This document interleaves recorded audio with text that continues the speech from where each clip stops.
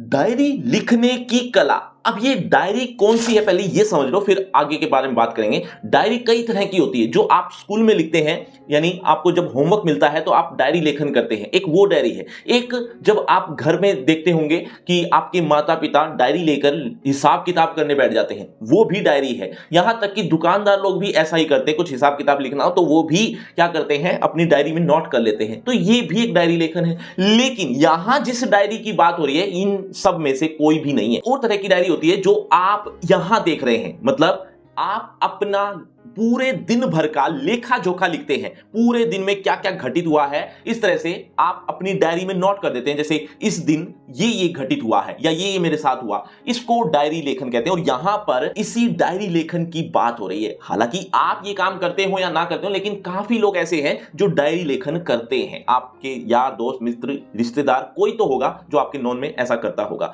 तो ये उसी डायरी लिखने की बात हो रही है। तो डायरी लिखने की भी कला होती है, एक तरीका होता है। क्या कला है, क्या तरीका है, वो आज हम इस पाठ में पढ़ने वाले हैं। तो बिना किसी देरी के करते हैं शुरू। नमस्ते, मेरा नाम आशीष है। देखो बच्चों, इस पाठ में हम ये सारे पॉइंट्स क्लियर करने वाले हैं। क्या है डायरी, इतिहास के आईने में डायरी, डायरी लेखन और हम, डायरी लेखन और स्मृतियां, कुछ विचार बिंदु, मतलब ये कुछ ऐसी चीजें हैं जो इस पाठ में आई हुई हैं। सही तरीके से जो पाठ शुरू होता है वो यहां से नहीं, मतलब ये तो एक इंट्रोडक्शन है जो मैंने आपको ऑलरेडी समझा दिया कि डायरी क्या है। वो जो एक्चुअल पार्ट शुरू हो रहा है वो यहां से शुरू हो रहा है, मतलब वो पहले जो 2 पेजेस थे छोटे छोटे वो आप खुद भी पढ़ लोगे, समझ में आ जाएगा, वैसे मैंने समझा दिया। चलो मैं यहां से पढ़ना शुरू करता हूं लाइन बाय लाइन। सामान्यतः है डायरी लेखन की जब चर्चा होती है, अब पहले ये समझ लो कि इस पाठ में, सॉरी इस पैराग्राफ में क्या बता रखा है। सबसे पहले तो यही बता रखा है कि डायरी लेखन क्या है, थोड़ा और अच्छे तरीके से समझा दिया है। दूसरा, इस पैराग्राफ में हम पढ़ेंगे कि कुछ ऐसी डायरियां भी हुई हैं जो काफी प्रसिद्ध हुई हैं, उसके बारे में भी पढ़ेंगे। साथ ही ये जो डायरी लेखन है वो अब एक विधा के रूप में प्रसिद्ध हो गया है। विधा क्या होती है वो भी मैं आपको समझाऊंगा, लेकिन फिलहाल पढ़ देते हैं। सामान्यतः है डायरी लेखन की जब चर्चा होती है तो उसका आशय डायरी के इसी दूसरे उपयोग से होता है। मतलब ये जो उपयोग है कौन सा, दिन भर आप जिन घटनाओं, गतिविधियों और विचारों से गुजरते रहे हैं उन्हें डायरी के पृष्ठों पर शब्दबद्ध करना ही डायरी लेखन है, जो आप समझ ही गए थे। यह लेखन मूलतः आपके अपने उपयोग एवं उपभोग के लिए होता है, मतलब इसका उपयोग भी आप करते हो और उपभोग भी आप करते हो, मतलब लिखते भी आप हो उसको और पढ़ने वाले भी आप ही होते हो, क्योंकि ये पर्सनल डायरी होती है एक तरह की। हालांकि यह भी सच है कि पिछले कुछ दशकों में ऐसा लेखन एक विधा के रूप में पाठक समाज के बीच खासा लोकप्रिय हो चला है। मतलब यहां विधा क्या है वो समझाता हूं पहले। देखो, कई तरह की विधाएं होती हैं, जैसे उपन्यास, कहानी, कविताएं, इस तरह से आप और भी कई चीजें, जैसे नाटक, ये क्या है, ये सब एक तरीके हैं किस चीज के, लिखने के। ये किस तरह के लेखन है, साहित्य लेखन कहते हैं इसको। तो ये सब जो चीजें आप देख रहे हो ये साहित्य लेखन कहलाता है और इसी को विधा कहते हैं कि ये विधा के प्रकार है। ठीक है, और ये विधाएं सिर्फ इतनी ही नहीं होती, ऐसी और भी ना जाने कितनी होती है। उसमें एक और शामिल हो गया है डायरी लेखन। मतलब जो लोग प्रसिद्ध होते हैं वो डायरी लेखन करते हैं और एक टाइम के बाद वो प्रकाशित करवा देते हैं, तो वो प्रकाशित हुई डायरी लोग बड़े चाव से पढ़ते हैं। तो ये भी एक तरह का साहित्य लेखन में ही इंक्लूड कर दिया, या ये कहें कि ये एक विधा बन गई है ये भी। तो ये विधा अब खासी लोकप्रिय हो चली है क्योंकि लोगों को इंटरेस्ट रहता है लोगों की पर्सनल लाइफ के बारे में जानने के लिए। तो और कई बार तो सेलिब्रिटी तो नहीं होते, लेकिन फिर भी कईयों की डायरी ऐसे ही फेमस हो चुकी है। उनमें से एक है एनी फ्रैंक, ये आपने नाम सुना होगा। एनी फ्रैंक के बारे में आपने 10th क्लास में भी पढ़ा है इंग्लिश में। तो एनी फ्रैंक नाम की जो लड़की थी उसकी डायरी काफी लोकप्रिय हुई है, आज तक लोकप्रिय है। तो ऐसा ही कुछ लिखा, देखो, हालांकि यह भी सच है कि पिछले कुछ दशकों में ऐसा लेखन एक विधा के रूप में पाठक समाज के बीच खासा लोकप्रिय हो चला, यानी फेमस हो गया। पिछली सदी की सर्वाधिक पढ़ी गई पुस्तकों में से एक है एनी फ्रैंक नामक एक किशोरी की पुस्तकाकार छपी हुई डायरी, जो उसने 1942 से 44 के दरमियान नाजी अत्याचार, मतलब नाजियों ने अत्याचार कर दिया था, इस बीच ये जो टाइम पीरियड लिखा हुआ है, इस टाइम पीरियड में वो छुप कर रहे थे। कहां पर, एम्स्टर्डम में छुप कर रहते हुए लिखी थी। यह डायरी काफी फेमस हुई थी। यह डायरी जब प्रकाशित हुई तो उसे एक ऐतिहासिक दस्तावेज के साथ साथ एक साहित्य कृति के रूप में भी महत्वपूर्ण माना गया। मतलब वो ऐतिहासिक दस्तावेज तो थे ही, ऐतिहासिक मतलब क्योंकि पुराना इतिहास ही है वो, तो उस इतिहास को संभाल के रखा गया है। साथ ही साहित्यिक कृति, साहित्य की रचना के रूप में भी इसको स्वीकार कर दिया कि इतनी अच्छी लिखी गई है। यह तो महज एक उदाहरण है, सिर्फ एक उदाहरण दिया। इस तरह से चर्चा में आने वाली कई ऐसी समान धर्मा कृतियां रही हैं। समान धर्मा यानी उसी के इक्वल इतनी ही फेमस हुई हैं। तो ये कृतियां का मतलब क्या होता है? कृति मतलब रचना। तो रचना ऐसी बहुत सी रही हैं। हिंदी में भी पिछले कुछ दशकों में कई बड़े-बड़े रचनाकारों की डायरियां, जैसे मोहन राकेश की डायरी, ये भी बहुत प्रसिद्ध हुई, रमेश चंद्र शाह की डायरी आदि भी किताब की शक्ल में छप चुकी हैं, जिन्हें उनकी निजी जिंदगी तथा उनके दौर में झांकने के एक नायाब निमंत्रण के तौर पर बड़े चाव से पढ़ा गया है। मतलब वो लिखी तो पर्सनल रूप में लिखी गई थी, लेकिन जब वो प्रकाशित हुई तो लोगों ने उसको इतने चाव से पढ़ा कि आज वो फेमस है। यात्रा वृतांत तो काफी पहले से डायरी के रूप में लिखे गए हैं। मतलब यात्रा वृतांत मतलब जब यात्रा की जाती है किसी के भी द्वारा, वो लिख लेता है अपना जितना भी ब्यौरा होता है कि मैं यहां गया, यहां पर मुझे ये अनुभव हुआ वगैरह वगैरह, वो डायरी में लिख लेता है। तो उस डायरी के रूप में लिख लेना और उसके बाद वो छप जाना, ये तो आम बात हो गई है। राम वृक्ष बेनीपुरी की पैरों में पंख बांधकर, ये एक नाम है रचना का, और राहुल सांकृत्यायन की रूस में 25 मास, ये भी एक नाम है। सेठ गोविंदास की सुदूर दक्षिण पूर्व, ये भी नाम है एक रचना का डायरी का। कर्नल सज्जन सिंह की लद्दाख यात्रा की डायरी, डॉक्टर रघुवंश की हरिघाटी, इतनी मतलब ये सब चीजें जो हमने पढ़ी हैं, ये सब ये डायरियों के नाम थे। इत्यादि पुस्तकें यात्रा डायरी ही हैं। ये सब यात्रा वृत्तांत ही थे जिन्होंने यात्रा की, लेखकों ने वो अपना लेखन डायरी के रूप में करते रहे और बाद में छपवा दिया। सन 50 के दशक में हिंदी के महान कवि और विचारक गजानन माधव मुक्तिबोध ने एक साहित्य की डायरी इस नाम से लिखकर साहित्यिक समस्याओं से संबंधित अपनी उधेड़ गुण को उपयोगी पाठ बनाने का एक अद्भुत प्रयोग किया था। मतलब इन्होंने भी एक ऐसा उपयोग किया, ऐसा प्रयोग किया कि देखते हैं कितना प्रसिद्ध हो पाता है इस तरह का लेखन। समकालीन पत्र पत्रिकाओं में भी रचनाकारों की डायरी के अंश छपते रहते हैं। मतलब पत्र पत्रिकाओं यानी मैगजीन्स में अक्सर ये रचनाकारों की जो डायरियां होती हैं उनके कुछ अंश यानी 1 पेज 2 पेज 3 पेज इस तरह से अंश छपते रहते हैं, जिनमें पाठकों को अक्सर उधेड़ गुण की शैली में प्रकट होने वाले कुछ उत्तेजक विचार बिंदु, किसी यात्रा का वृतांत या फिर साहित्य जगत की चटपटी खबरें पढ़ने को मिल जाती हैं। मतलब ये जब इस तरह के रचनाकार अपनी डायरी के कुछ अंश छपवा देते हैं तो पाठकों को इस तरह की शैलियां में पढ़ने का मौका मिल जाता है। इस तरह की जैसे यात्रा वृतांत, साहित्य जगत की चटपटी खबरें, इस तरह से आगे भी लिखा हुआ है। लेकिन इन सब बातों का मतलब यह नहीं है कि डायरी सचमुच कहानी, उपन्यास, कविता, ये जो मैंने विधाएं बताई थी ना, ये सब विधाओं की तरह पाठकों के लिए लिखी जाने वाली कुछ खास तरह की रचनाओं का विधागत नाम है। ऐसा नहीं है कि इसका मतलब डायरी लेखन करने का मतलब अब ये छपवानी ही पड़ेगी, ऐसा नहीं है। डायरी लेखन होता है पर्सनल, और पर्सनल लिखी गई डायरी छपवाई नहीं जाती, लेकिन कुछ का मन होता है कि ये डायरी सबको पढ़नी चाहिए तो वो छपवा देते हैं। डायरी उस अर्थ में साहित्यिक विधा नहीं है, भले ही वह किसी और साहित्य विधा की कृति को अपना रूप उधार दे दे। मतलब कुछ टाइम के लिए वो डायरी लेखन एक विधा बन गई, या यूं कहें कि डायरी लेखन कुछ लोगों के लिए विधा हो गई है, लेकिन विधा नहीं है एक्चुअल में। ये पर्सनल डायरी होती है, खुद ही पढ़ी जाती है, लेकिन विधा के रूप में प्रसिद्ध हो गई है। बच्चों, पिछली सदी में सर्वाधिक पढ़ी गई कौन सी डायरी थी? अभी थोड़ी देर पहले बताया, एक बार जल्दी से कमेंट कर दो, देखना चाहता हूं कितने बच्चे ऐसे हैं जो बहुत ध्यान से सुन रहे हैं। आगे देखिए, मसलन मतलब होता है उदाहरण। उदाहरण के रूप में निबंध, कहानी या उपन्यास, ये सब क्या है? ये विधाएं हैं। ये डायरी की शक्ल में लिखे जा सकते हैं। मतलब निबंध भी डायरी के रूप में लिखा जा सकता है, लेकिन वहां डायरी का सिर्फ रूप होगा, डायरी लेखन नहीं। अंतर वस्तु के लिहाज से उसे डायरी नहीं कहा जा सकता। तो फिर डायरी सचमुच क्या है? अब आता है मेन बात। देखो, हम कह सकते हैं कि वह नितांत निजी स्तर पर घटित घटनाओं और तत्व संबंधी बौद्धिक भावनात्मक प्रतिक्रियाओं का लेखा जोखा है। अब इस लाइन को दोबारा से समझा देता हूं। देखो, ये नितांत निजी स्तर का यानी पर्सनल मैटर है, ये वो घटी घटनाएं पर्सनल है, और तत्व संबंधी यानी उस समय से संबंधित बौद्धिक, जो लिख रहा है डायरी वो बौद्धिक भावनात्मक प्रतिक्रिया कर रहा है, उसका लेखा जोखा कर रहा है, वही डायरी है। इन्हें हम किसी और के लिए नहीं, स्वयं अपने लिए शब्दबद्ध करते हैं। स्वयं अपने लिए, किसी और को पढ़ाने के लिए नहीं। ऐसा अवश्य हो सकता है कि किसी समय उनकी सामाजिक सांस्कृतिक उपयोगिता का कोई पहलू यानी कोई छोटा सा हिस्सा हमारे ऊपर उन्हें सार्वजनिक कर देने का दबाव बनाए। मतलब कि सार्वजनिक कर देते हैं, कोई बात नहीं, अच्छी चीज है, ये पढ़नी चाहिए लोगों को, इस तरह से लोग पढ़ना शुरू कर देते हैं। लेकिन इसका मतलब यह नहीं है कि वह सार्वजनिक किए जाने के लिए लिखी गई जाती है, सार्वजनिक के लिए नहीं लिखी जाती। शुद्ध लेखन के स्तर पर अगर देखा जाए, अगर कि डायरी लेखन क्या है, तो वह अपना ही अंतरंग मतलब अपना खुद के आंतरिक साक्षात्कार है। मतलब एक तरह का इंटरव्यू है जो अपने आप को ही दिया जा रहा है, अपने ही साथ स्थापित होने वाला संवाद है। संवाद यानी बातचीत जो अपने आप से की जा रही है, किसी और से नहीं। एक ऐसा साक्षात्कार और संवाद जिसमें हम सभी तरह की वर्जनाओं से मुक्त होते हैं। वर्जनाएं नहीं होती, कोई बंदिश नहीं होती, आप जो चाहे बोल सकते हैं, जो चाहे लिख सकते हैं। अपनी ही डायरी है, अपने आप को ही पढ़नी है, कुछ भी लिखिए, किसी भी लैंग्वेज में लिखिए। जिन बातों को हम दुनिया में किसी और व्यक्ति के सामने नहीं कह सकते, होता है ना, हम हर एक बात हर एक से शेयर नहीं कर सकते, लेकिन हम डायरी लेखन करके उस चीज को बता सकते हैं, डायरी को, अपने आप को। उन्हें भी डायरी के पन्नों में शब्दबद्ध करके खुद को सुना डालते हैं। ऐसा करके हम खुद को बेहतर तरीके से समझ पाते हैं। अब 3 फायदे हैं। एक, पहला कि खुद को बेहतर तरीके से समझ पाते हैं। दूसरा, अपने अंदर अनजाने इकट्ठा होते भार से मुक्त होते हैं, क्योंकि अंदर ही अंदर टेंशन ले ली, किसी को कुछ बताया नहीं रहे, तो उससे क्या होगा, अंदर ही अंदर भार ही तो बढ़ रहा है, टेंशन ही तो बढ़ रही है। अगर लिख लिया जाए और लिख कर बता दिया जाए, अपने आप को ही बता रहे हैं लेकिन बता दिया जाए, तो एक भार हल्का हो जाता है।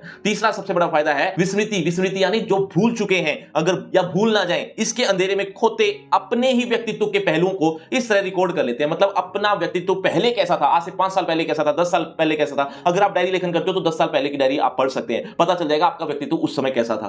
तो ये जो अंधेरे में खो जाता है, ये चीजें, वो अपने व्यक्तित्व के पहलू को इस तरह से रिकॉर्ड कर लिया जाता है, यानी डायरी लेखन करके, कि उन्हें पलट कर कभी भी छुआ जा सकता है, यानी पढ़ा जा सकता है। लेकिन ऐसा नहीं है। अब इस पैराग्राफ में हम पढ़ेंगे कि डायरी लेखन के और क्या फायदे हैं। जो हमने पढ़े हैं अभी तक, उससे अलग और भी कई तरह के फायदे हैं, वही लिखा हुआ है, देखो। लेकिन ऐसा नहीं है कि डायरी सिर्फ ऐसे ही निजी सत्यों को शब्द देने का जरिया हो, जिनकी किसी रूप में अभिव्यक्ति वर्जित हो। अभिव्यक्ति यानी विचारों को प्रकट करना। तो ऐसा नहीं है कि डायरी सिर्फ ऐसे शब्दों को लिखना ही है जो बाहरी रूप से हम बता नहीं सकते किसी को, ऐसा नहीं है। इसके साथ साथ वह एक तरह का व्यक्तिगत दस्तावेज भी तो है, जिसमें अपने जीवन के खास क्षण, यानी कुछ अच्छे क्षण, किसी समय विशेष में मन के अंदर कौंध जाने वाले विचारों, यादगार मुलाकातों और बहस मुबाहिस यानी विचार करना, बहस करना, ये या डिबेट करना। तो अगर इन चीजों को हम दर्ज करते हैं तो ये भी तो डायरी का ही फायदा, मतलब डायरी लेखन का ही तो फायदा है।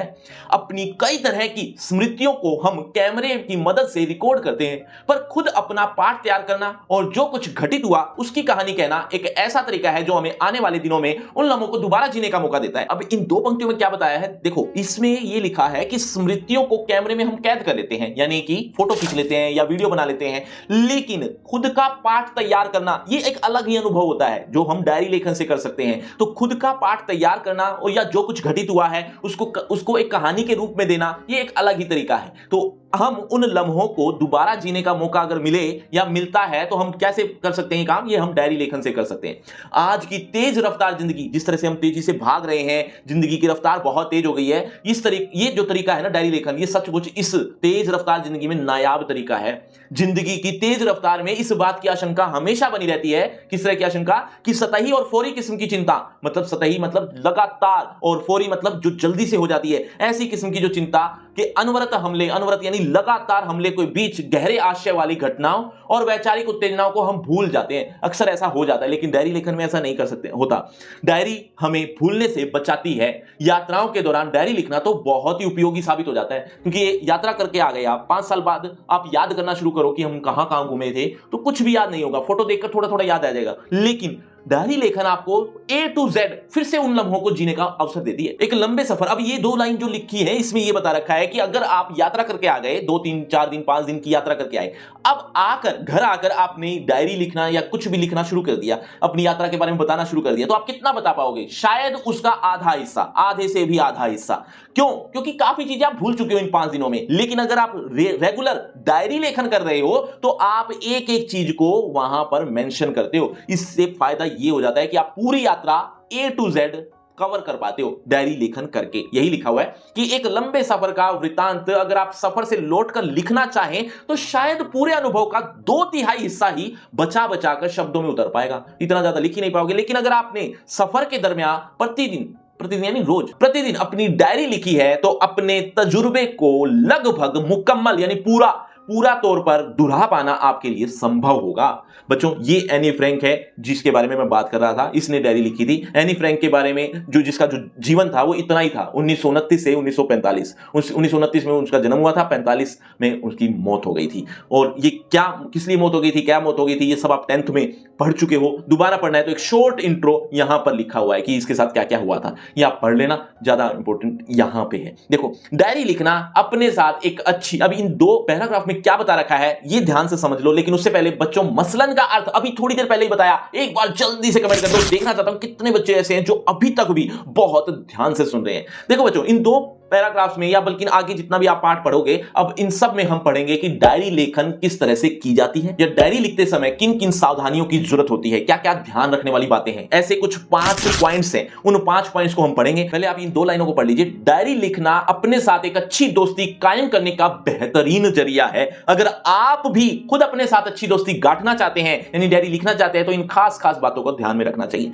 पहले पॉइंट में क्या बता रखा है, ध्यान से सुनो, कि डायरी लिखो जब भी तो ऐसी नोटबुक हो जो पुरानी हो। नई यानी इस साल की नई डायरी आपको नहीं लेकर आनी जिसमें ऑलरेडी तिथियां डेट्स डली होती हैं। ऐसी डायरी आपको नहीं खरीदनी। क्यों? दरअसल होता क्या है, जो अगर आप इस साल की डायरी ले लेते हो, यानी 2025 की 26 की इस तरह की आप डायरी ले ली, अब क्या होता है उसमें पहले से डेट मेंशन होती है कि 1 जनवरी 2000 फलाना फलाना, ठीक है। अब स्थिति यह होती है कि उसके बाद एक लिमिटेड क्या होता है, एक स्पेस होता है, 1 पेज मान लो, 2 पेज मान लो या आधा पेज मान लो, एक लिमिटेड स्पेस होता है। उस लिमिटेड स्पेस के बाद अगली तारीख आ जाती है, यानी 2 जनवरी आ जाती है। उससे हुआ क्या? उससे ये हुआ बच्चों कि आप अब जब लिखना शुरू करोगे तो आपको लिमिटेड स्पेस में ही लिखना पड़ेगा। कई बार ऐसा क्या होता है कि कई बार दिन में ऐसी कई घटनाएं होती है जो हमें बहुत सारी बतानी होती है, लिखनी होती है। अगर आप लिमिटेड स्पेस में लिखोगे तो आप तो बंद जाओगे, तो ऐसा नहीं करना। और कई बार ऐसा भी होता है कि आपके पास आज पूरा दिन इतना कुछ खास घटित हुआ नहीं है, 1-2 लाइन में ही अपनी पूरी डायरी खत्म करना चाहोगे, तो जो बाकी का स्पेस है वो खाली रह जाता है। तो ये एक बंदिश हो जाती है। इसीलिए कुछ ऐसी डायरी लेनी चाहिए बाजार से या जहां से भी, कि जिसमें तिथियां ही ना हो या फिर पुराने साल की हो, जिसमें तिथि का कोई मेंशन ना हो, आप अपने हाथ से डालें। तो ये बात यहां लिखी हुई है पहले पॉइंट में। देखो, डायरी या तो किसी नोटबुक में या फिर पुराने साल की डायरी में लिखी जानी चाहिए। क्यों? आगे बता रखा है। पुराने साल की डायरी में पहले से पड़ी हुई तिथियों की जगह अपने हाथ से तिथि डालें। यह सुझाव इसलिए दिया जा रहा है कि आप कहीं मौजूदा साल की डायरी में, यानी इस साल की डायरी में अगर तिथियों के अनुसार बने हुए सीमित स्थान से अपने को बंधा हुआ न महसूस करें। ऐसा भी हो सकता है कि हम किसी दिन 2-3 पंक्तियों ही लिखना चाहें और किसी दिन हमारी बात 5 पन्नों में पूरी हो। कहा भी गया है कि सभी दिन एक समान नहीं होते। ऐसे में डायरी का किसी निश्चित तिथि के साथ दिया गया सीमित स्थान हमारे लिए बंधन बन जाएगा। इसलिए नोटबुक या पुराने साल की डायरी अधिक उपयोगी साबित हो सकती है। उसमें अपनी सुविधा के अनुसार तिथियां डाली जा सकती हैं और स्थान का उपयोग किया जा सकता है। ये इंपॉर्टेंट चीजें हैं जो मैं आपको बता रहा हूं, एग्जाम के लिए बहुत ज्यादा इंपॉर्टेंट है। अब दूसरा पॉइंट ध्यान से सुनो, इसमें क्या बता रखा है। आप जब भी डायरी लेखन कर रहे हैं तब पहले से ही ये सोच लें कि आज मुझे क्या क्या इसमें मेंशन करना है। एक खाका बना ले दिमाग में, आप कौन सी ऐसी बातें हैं जो भविष्य में याद रखना चाहेंगे, उन बातों को पहले अपने दिमाग में बिठा लें और फिर डायरी लेखन शुरू कर दें। ऐसा यहां पर लिखा हुआ देखो। लेखन करते समय आप स्वयं तय करें कि आप क्या सोचते हैं और खुद को क्या कहना चाहते हैं। यह तय करते हुए आपको यथासंभव सभी तरह के बाहरी दबावों से मुक्त होना चाहिए। बाहरी दबाव नहीं होने चाहिए कि ये मुझे लिखना चाहिए या नहीं लिखना चाहिए।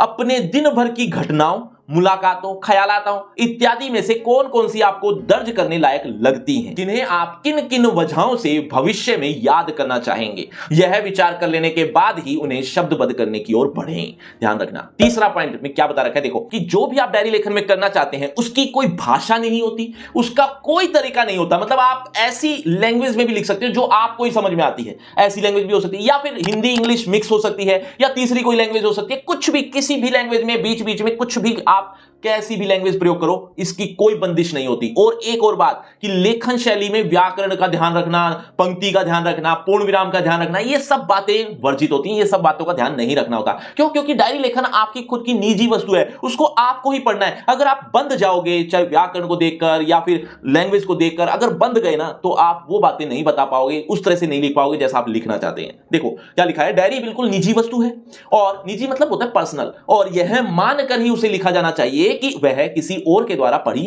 नहीं जाएगी। अगर आप किसी और को पढ़वाने की बात सोचकर डायरी लिखते हैं कि इस दिन मुझे उसको भी पढ़वानी है, उसको भी पढ़वानी है, अगर आप पढ़ लेगा तो क्या होगा, इस तरह से अगर आप सोच के लिखोगे तो उसका आपकी लेखन शैली पर, विषय वस्तु के चयन पर और बातों के बेबाकपन पर पूरा असर पड़ेगा। मतलब आप उस तरह से बेबाक होकर नहीं लिख सकते। इसलिए यह मानते हुए डायरी लिखें कि उसका पाठक आपके अलावा कोई और नहीं है। अगला पॉइंट है जो मैं ऑलरेडी समझा चुका हूं कि भाषा का ध्यान, मतलब व्याकरण का, ये शुद्ध शब्द ही लिखना है, इसकी मात्रा इस तरफ ही होनी चाहिए, या ये गलत तो नहीं लिख दिया मैंने, ऐसा कुछ भी दिमाग में नहीं आना चाहिए। क्योंकि डायरी आपकी है। यह कतई जरूरी नहीं है कि डायरी परिष्कृत यानी शुद्ध और मानक भाषा शैली में लिखी जाए। मानक यानी अगर हिंदी आपकी लैंग्वेज है तो हिंदी में ही लिखनी है, सारे शब्द हिंदी के ही होने चाहिए, ऐसा कोई जरूरी नहीं है। परिष्कार और मानकता का दबाव कथ्य के स्तर पर कई तरह के समझौतों के लिए, मतलब कथ्य अगर करना है तो समझौते करने पड़ जाते हैं अगर आप भाषा का ध्यान रखोगे तो आपको वो बाध्य कर सकता है। डायरी लेखन में इस समझौता प्रस्ती के लिए कोई जगह नहीं है। डायरी का डायरीपन इसी में है कि आप जो कुछ दर्ज करना चाहते हैं और जिस तरीके से दर्ज करना चाहते हैं करें, बस। इस सिलसिले में भाषा की शुद्धता का ध्यान रखना है, कितनी बरकरार रहती है और शैली सौंदर्य कितना सद पाता है, इसकी चिंता न करें। आपके अंदर के स्वाभाविक वेग, स्वभाव से जो वेग आ रहा है यानी प्रवाह बह रहा है, जिसका विचार बह रहे हैं, उन वेग की शैली के रूप में ग्रहण कर लो तो डायरी लेखन अच्छा हो जाता है। वही डायरी की उचित शैली है। आखिरी पॉइंट ये लिखा है कि अगर आप जो भी लिख रहे हो तो ये एक बार जहन में बिठा लो, दिमाग में बिठा लो कि ये एक टाइम के बाद इतिहास बनने वाला है। मतलब आज तो ठीक है, आज तो आप लिख रहे हो, वर्तमान है, लेकिन ये भूतकाल हो जाएगा, एक टाइम के बाद एक तरह का इतिहास हो जाएगा। इतिहास के लिए हम क्या क्या दर्ज करना चाहते हैं, इतिहास में हम क्या क्या पढ़ना चाहते हैं, ये सब बातों का ध्यान में रख लो तो डायरी लेखन अच्छा हो जाता है। यही बात लिखिए। देखो आखिरी पर बहुत अहम बात ये कि डायरी नितांत निजी स्तर की घटनाओं और भावनाओं का लेखा जोखा होने के साथ साथ आपके मन के आईने में आपके दौर का अक्स भी है। अक्स माने परछाई, वो एक तरह की परछाई है जो एक टाइम के बाद आपकी परछाई रह जाएगी, इतिहास ही रह जाएगा। आप अपने जिन अनुभवों को वहां दर्ज करते हैं उनमें आपकी नजर से देखा परखा गया समकालीन इतिहास किसी ना किसी मात्रा में मौजूद रहता है। समकालीन यानी उस समय का, जब आपने लिखा था उस समय का इतिहास किसी ना किसी मात्रा में मौजूद रहता ही है। डायरी लिखते हुए अगर यह बात हमारे जहन में रहे तो अपने काम के महत्व को लेकर हम अधिक आश्वस्त हो सकते हैं। तो आइए इन बातों को मद्देनजर रखते हुए हम अपने रोज के कामों के बीच थोड़ा सा समय डायरी लिखने के लिए यानी खुद को अपना हालचाल बताने के लिए सुरक्षित करें। क्या आप भी डायरी लिखते हैं? एक बार कमेंट में जरूर बताना। अगर कभी भी लिखी है तो एक बार जरूर मेंशन कर देना। बच्चों आपको लग रहा हो ये डायरी लेखन खत्म हो गया है, नहीं, डायरी लेखन की कला, इस पाठ को पढ़ने के साथ साथ आपको इसके इंपॉर्टेंट क्वेश्चन भी पढ़ने चाहिए, एक्सरसाइज और एमसीक्यू टाइप क्वेश्चन भी चाहिए होंगे। तो बच्चों ये तीनों चीजें आपको मिलेंगी कहां? डिस्क्रिप्शन बॉक्स में सबसे ऊपर एक लिंक दे दिया, free crash course for 11th class. इस नाम से आपको एक लिंक मिल जाएगा जहां पर आपको कुछ इस तरह से ये तीनों चीजें एक ही जगह पर देखने को मिल जाएगी, कहीं भी भटकने की जरूरत नहीं पड़ेगी। तो इस लिंक को जरूर क्लिक कर लेना। लेकिन उससे पहले होगा आपका इसी चैप्टर से रिलेटेड एक छोटा सा टेस्ट। देखना चाहते हो इस चैप्टर को आपने कितने अच्छे समझा। अगर आप इस चैप्टर को अच्छे समझ चुके तो आप देखें जरा किसने कितना पढ़ा। पहला प्रश्न आपकी स्क्रीन पर ये रहा। एनी फ्रैंक की डायरी, छपी डायरी किन वर्षों के मध्य लिखी गई थी? बच्चों हर प्रश्न के बाद आपको 5 सेकंड मिलेंगे आंसर देने के लिए। आप अपना आंसर कमेंट करते रहना, एंड में देखना चाहता हूं किसके कितने आंसर ठीक हुए। एनी फ्रैंक की डायरी, छपी डायरी किन वर्षों के मध्य लिखी गई थी? आपके ऑप्शन ए 1940-42 के बीच, 41 से 43 के बीच, सी 42 से 44 के बीच, डी 44 से 46 के बीच। आपके 5 सेकंड, 5 4 3 2 1 0। सही उत्तर ऑप्शन सी। चलिए बच्चों अगला प्रश्न, अगला प्रश्न। एनी फ्रैंक की डायरी का शीर्षक बताना है जो आपने पढ़ा ही है। Option a young girl in trouble, be young girl in pen, C the diary of a young girl, D the diary of a sufferer। 5 4 3 2 1 0। सही उत्तर ऑप्शन सी। चलिए बच्चों अगला प्रश्न आपकी स्क्रीन पर। डायरी लेखन अब किस रूप में लोकप्रिय हो गया है? आपके ऑप्शन विधा, शौक, विचार या पद्धति। 5 4 3 2 1 0। सही उत्तर ऑप्शन ए विधा के रूप में। चलिए बच्चों अगला प्रश्न। हम डायरी को शब्दबद्ध करते हैं। आपके ऑप्शन ए अपने लिए, परायों के लिए, साहित्य के लिए, छपवाने के लिए। 5 4 3 2 1 0। सही उत्तर ऑप्शन ए अपने लिए। तो बच्चों ये आपका रिपोर्ट कार्ड, ध्यान से देख लीजिए, पढ़ लीजिए। और हाँ, आपके टोटल मार्क्स कितने हैं ये कमेंट करना मत भूलना। और आपकी क्लास से रिलेटेड एक फ्री क्रैश कोर्स आ गया जो कि बिल्कुल फ्री है। लिंक आपको डिस्क्रिप्शन बॉक्स में सबसे ऊपर मिल जाएगा। इस लिंक में आपको आपकी क्लास से related A to Z syllabus एक ही पेज पर देखने को मिल जाएगा, कहीं भी भटकने की जरूरत नहीं पड़ेगी। इसमें इंपॉर्टेंट चीजें बहुत सी मेंशन की गई हैं, तो एक बार जरूर क्लिक करना इस लिंक को। लिंक डिस्क्रिप्शन बॉक्स में सबसे ऊपर मिलेगा फ्री क्रैश कोर्स के नाम से। और अगर आपको मुझसे पर्सनल बातचीत करनी है तो सभी सोशल मीडिया के लिंक डिस्क्रिप्शन बॉक्स में आ जाइए, बातचीत करते हैं। शुक्रिया, धन्यवाद।